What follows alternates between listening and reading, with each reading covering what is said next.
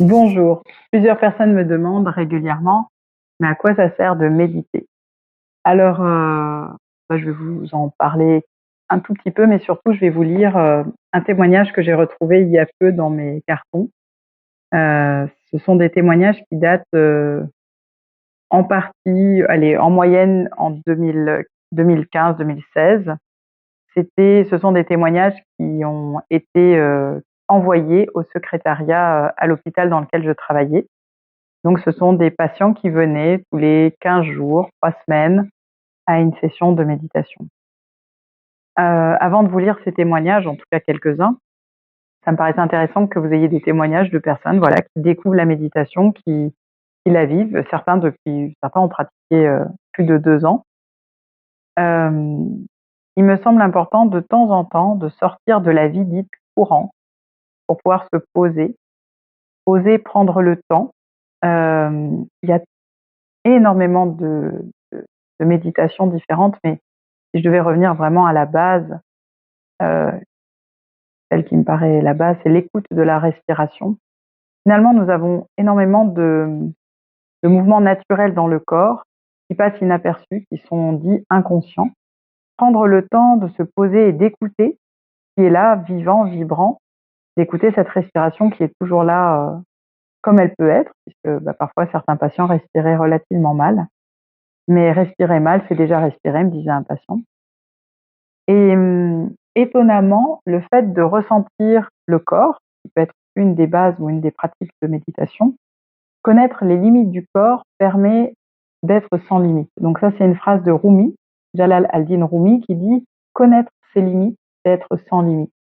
Et j'ai vraiment énormément de patients qui m'ont dit avoir été très étonnés ou être très étonnés de sentir les contours du corps, et au moment où ils sentent le contour du corps, ils sentent une vastitude intérieure, un c'est-à-dire un décor intérieur, une profondeur intérieure, un champ intérieur important. Donc connaître ses limites, c'est être sans limite. Voilà. Et oser se rencontrer. C'est vraiment, prendre le temps de comme se dire bonjour et aller vers l'intérieur. C'est pas le chemin qui nous a été souvent le plus enseigné. Donc je vous lis juste quelques témoignages. Voilà, une dame qui dit: «Je me sens acceptée». Donc c'était intéressant parce que pour elle, c'était aussi s'accepter dans ce qu'elle était en train de vivre, et elle dit en ressortir apaisée. Et alors c'était intéressant parce qu'elle le dit plusieurs fois, elle dit: «Je reprends des forces». Pour elle, elle venait puiser, donc voilà, je me souviens de très bien de qui c'est.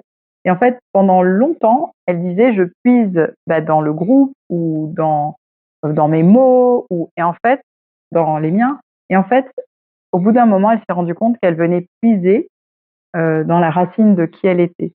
Souvent, nous disons que les reins, c'est le lieu qui vient, donner, confiance, c'est la racine de la confiance, et le fait d'être épuisé, souvent les reins sont vides. Et en méditation, il peut arriver, ou en tout cas ça peut se travailler consciemment, ou j'allais dire ça se fait, le corps vient à nouveau se remplir, heu, ou alors parfois il est plein mais nous n'y avons pas accès. Donc là, c'était vraiment intéressant parce qu'elle s'est rendue compte qu'elle reprenait des forces quelque part avec nous, mais en elle-même et avec elle-même et par elle-même aussi quelque part. Hem, un patient dit que c'est essentiel pour lui, qu'il ne savait pas ce que c'était que de prendre le temps. Donc il a appris à ça. Et là, c'était un cas particulier puisque c'était à l'hôpital, mais j'ai trouvé ça intéressant, je l'ai souligné. Il marque: «La méditation me permet en particulier de me rappeler que je suis bien plus qu'un patient ou qu'un accompagnant». Et outre le fait que nous ne sommes pas tous patients ou accompagnants, nous avons tous des rôles. Et le fait de méditer permet de se rappeler que je ne suis pas qu'un rôle, je ne suis pas que ci ou ça, ou avec cette fonction, ou voilà.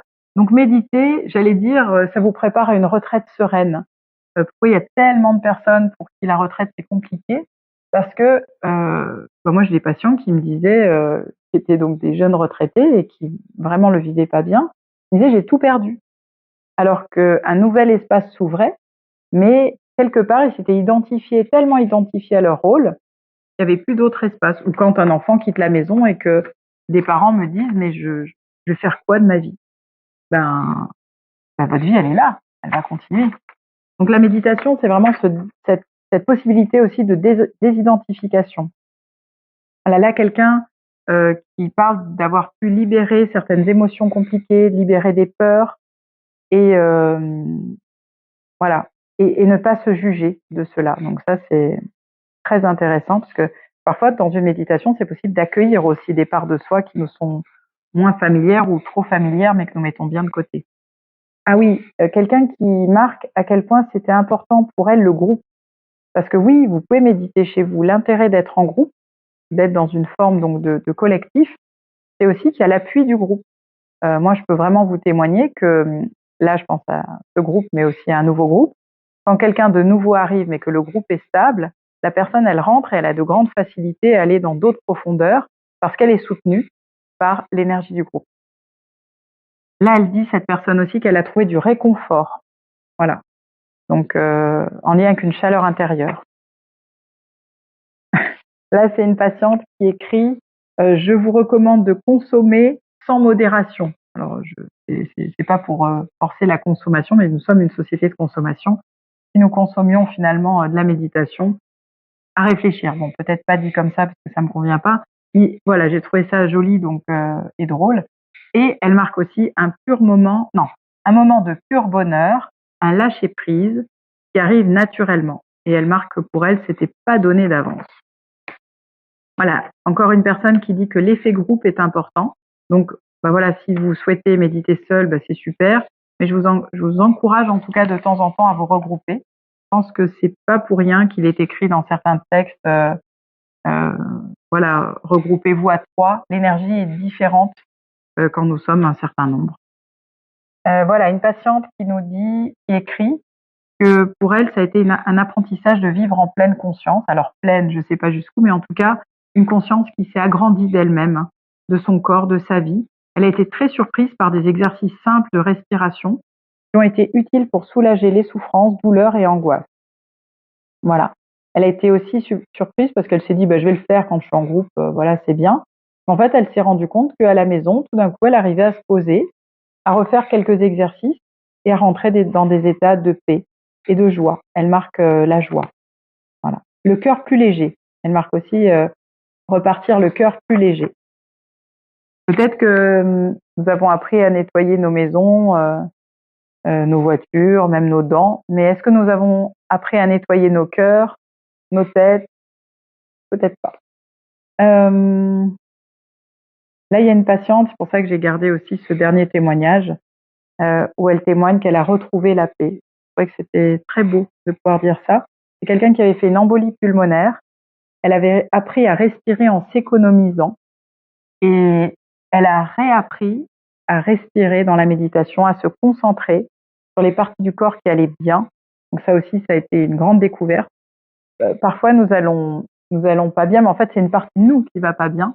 Il y a des choses qui vont bien, mais nous oublions les choses qui vont bien. Et voilà, et elle termine par l'apaisement. Donc c'est vraiment un mot-clé qui revient assez souvent, la paix. Donc je vous souhaite de beaux moments de méditation, de belles retrouvailles avec vous et une ouverture toujours vers vos profondeurs. Je me rappelle toujours le chemin dans ces moments-là de Compostelle où la chanson du matin c'est Ultreya. Et Ultreya, ça veut dire aller plus loin. Donc évidemment, moi je m'étais dit aller plus loin sur le chemin puisque le but c'est d'avancer vers Compostelle.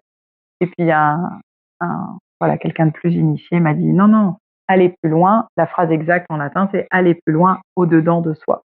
Donc je vous souhaite un beau chemin sur le chemin de la méditation, un chemin qui semble immobile mais qui peut amener vers vraiment de grandes ouvertures.